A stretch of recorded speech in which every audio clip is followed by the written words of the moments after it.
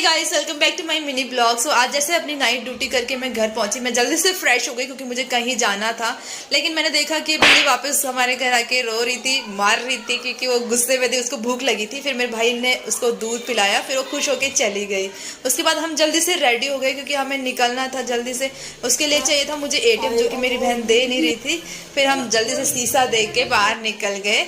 और गाइस हमें जाना था सेक्टर 9 क्योंकि कुछ फर्नीचर का सामान लेना था, इसलिए मैं और मेरी बहन निकल गए मार्केट। लेकिन मार्केट पहुंचते ही हालत ख़राब हो गई। मुझे कुछ आइडिया नहीं था कैसे बात करनी है, कैसे बात नहीं करनी। कुछ चीज़ें समझ में नहीं आ रही थी। जो हमें पसंद आ रहा था वो बजट में नहीं था, जो बजट में था वो पसंद नहीं आ रहा था। तो बहुत सारी कन्फ्यूजन के बाद फाइनली हमने ये बेड सेलेक्ट किया और भैया ने हमारे घर उसे पहुँचा दिया था। हमारे साथ ही आए थे। उसके बाद इस बेड तो ले आए थे, लेकिन उसके लिए चाहिए था बेडशीट। तो मैं और मम्मी निकल गए मार्केट बेडशीट लेने के लिए। सो हम घर लेके आए। फाइनली ये लुक आ रहा था हमारे घर का। सो आप बताइए आपको कैसे लगा।